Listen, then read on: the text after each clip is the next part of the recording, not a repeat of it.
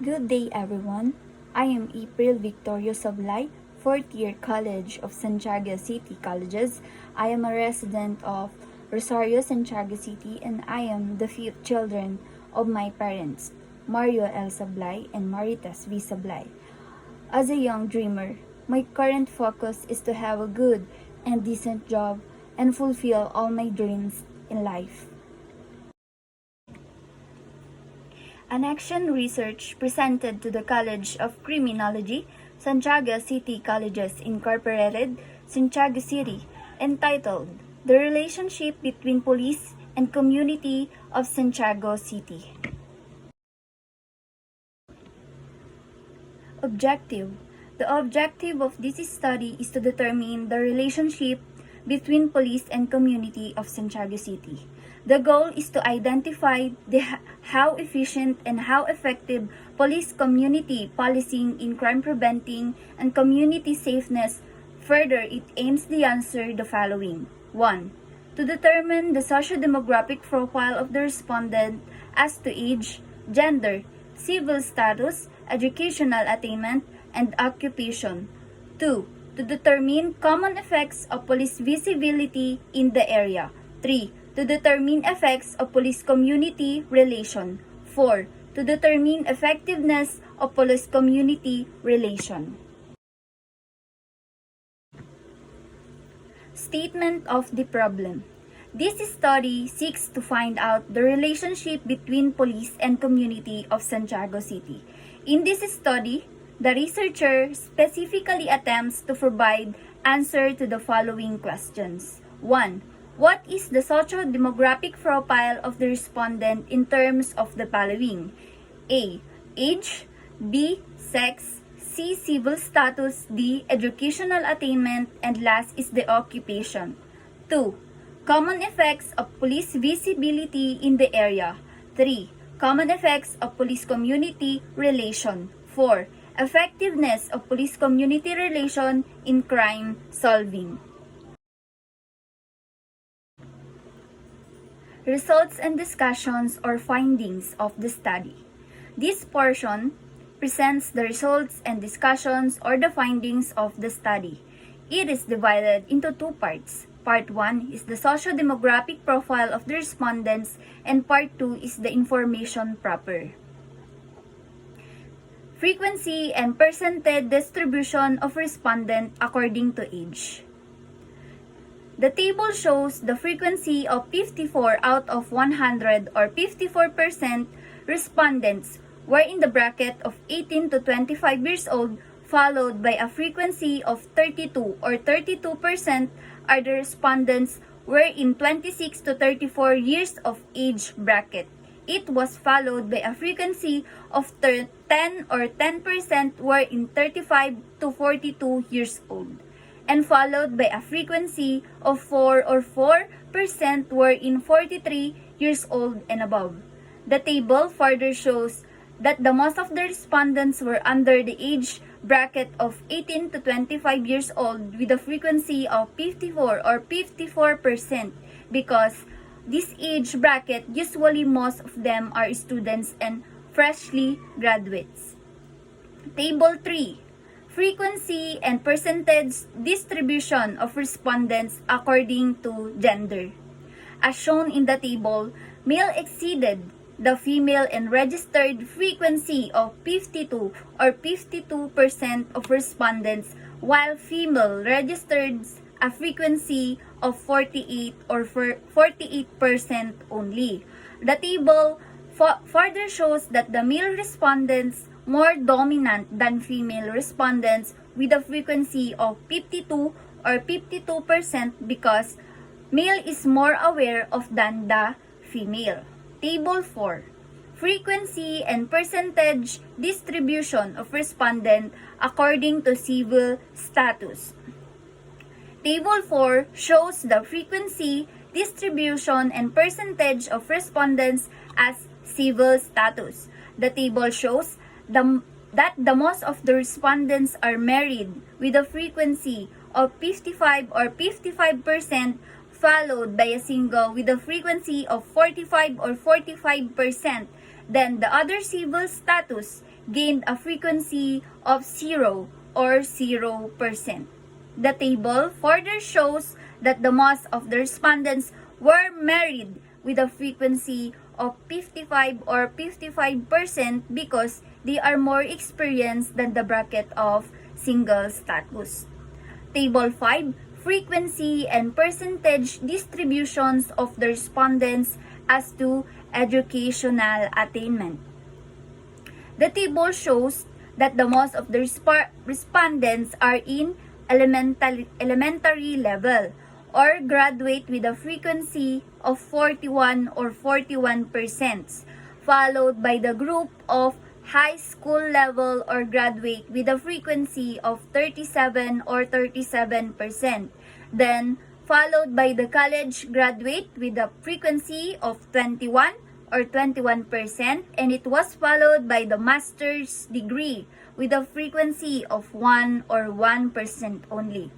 The table further shows that the most of the respondents were in elementary level or graduate with a frequency of 41 or 41% because of their curiosity and not enough knowledge about the possible effects of community relations. Table 6, frequency and percentage distribution of the respondents as to occupation. Table 6 shows the frequency and distribution of the respondents as to occupation.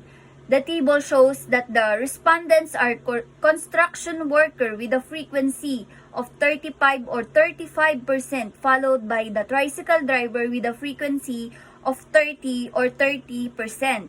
Then, it was followed by the government worker with a frequency of 25 or 25%, and last is the teacher with the frequency of 10 or 10%.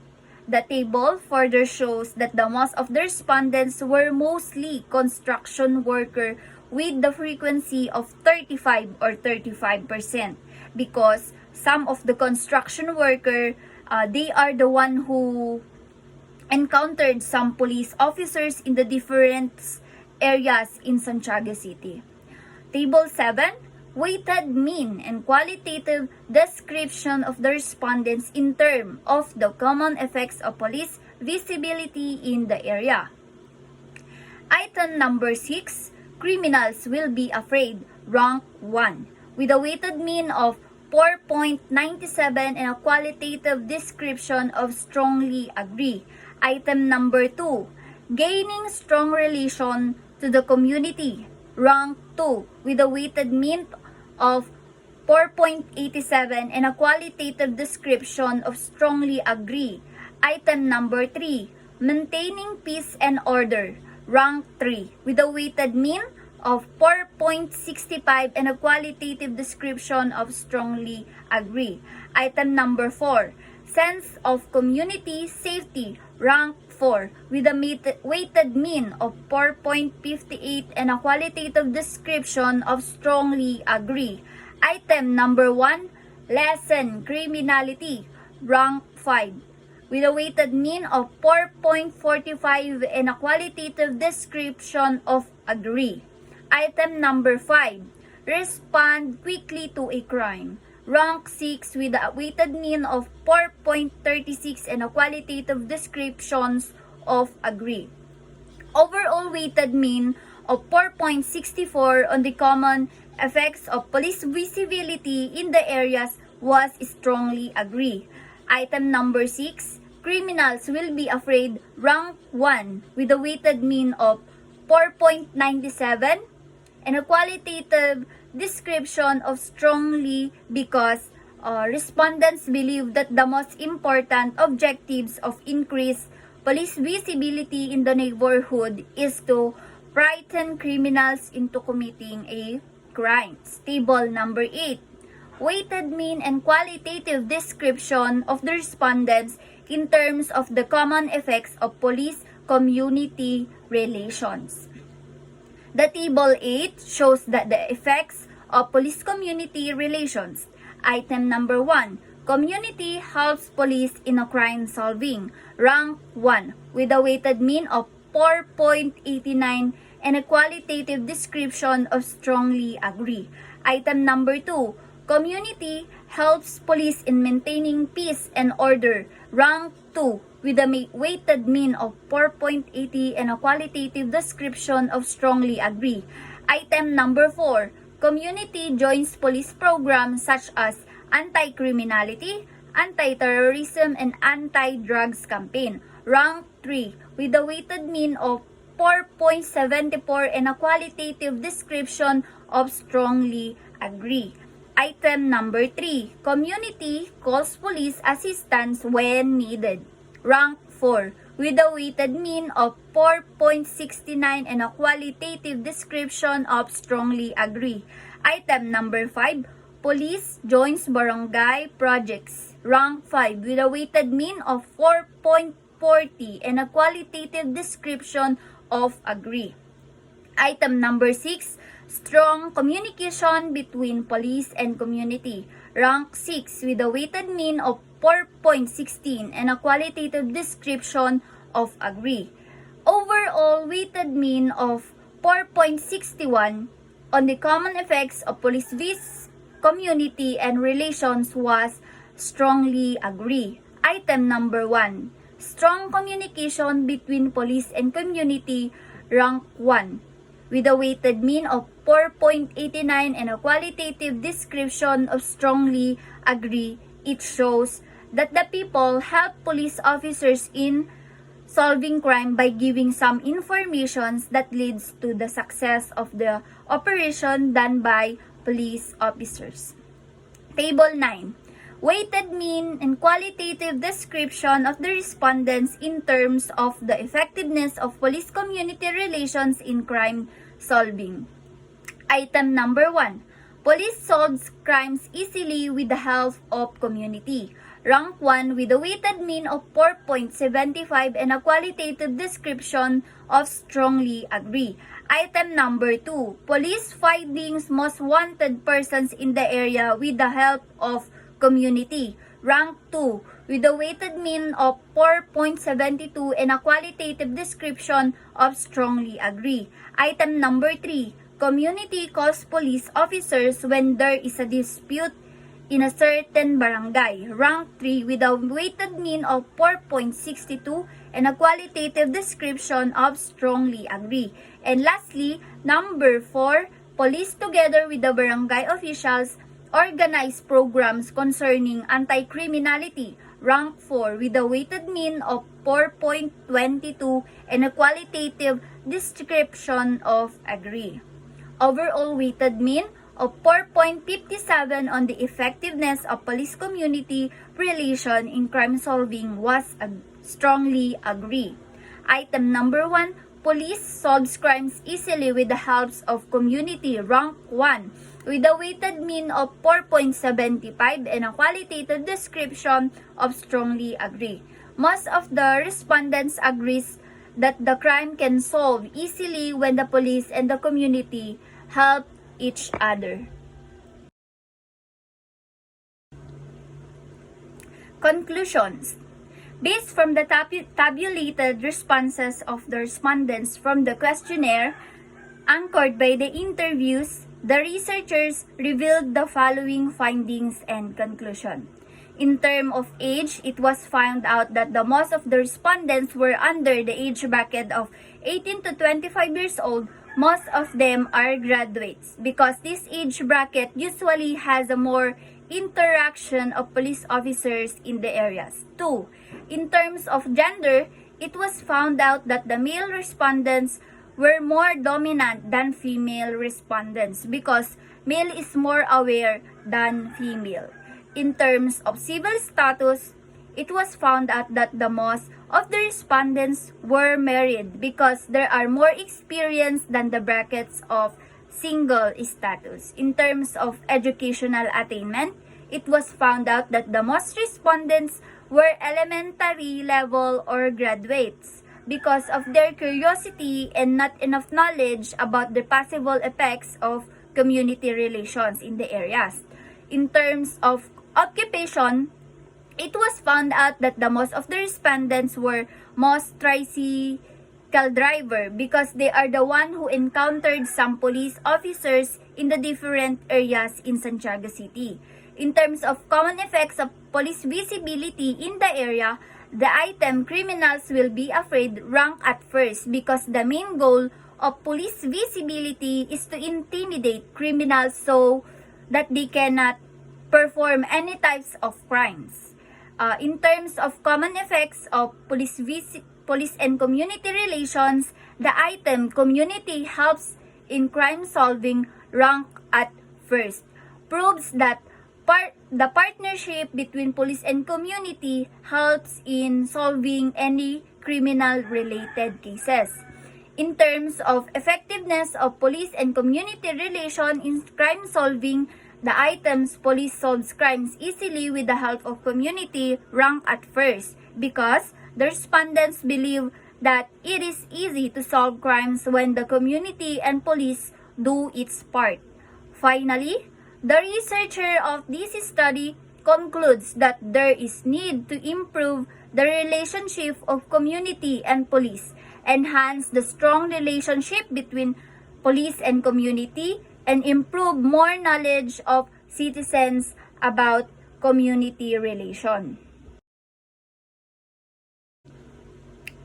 Recommendation of the study. The researcher of this study finally concludes that there is need an improvement in strategy in community relation, enhance the knowledge of community to improve the police-community relation, and enhance the knowledge of community about police relation. In terms of age, I strongly recommend to adults and minors must be aware of the different effects of police-community relations. In terms of gender, I do recommend female and male must improve their knowledge in terms of police-community relationships. In terms of civil status, I strongly recommend to married, single, and even widowed and separated are more enough knowledge to idea of police-community relations. In terms of educational attainment, I recommend to the other residents in the municipality of Santiago City is that they should participate or cooperate to the programs and for them to gain more knowledge about community relations.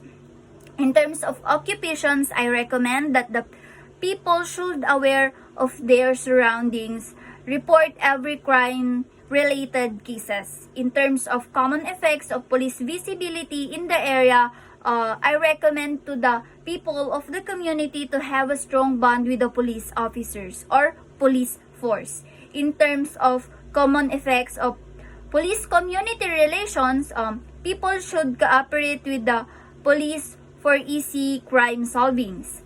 In terms of the effectiveness of police community in crime solving, I recommend to be transparent and accountable to every action.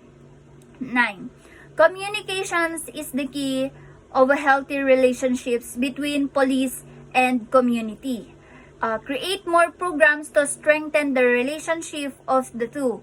11 is the acknowledge and discuss with your communities the challenges of police officers that are facing. And lastly, is maintain focus on the importance of collaboration and be visible in the community. And that would be all for these presentations entitled The Relationships Between Police and Community of Santiago City. Thank you.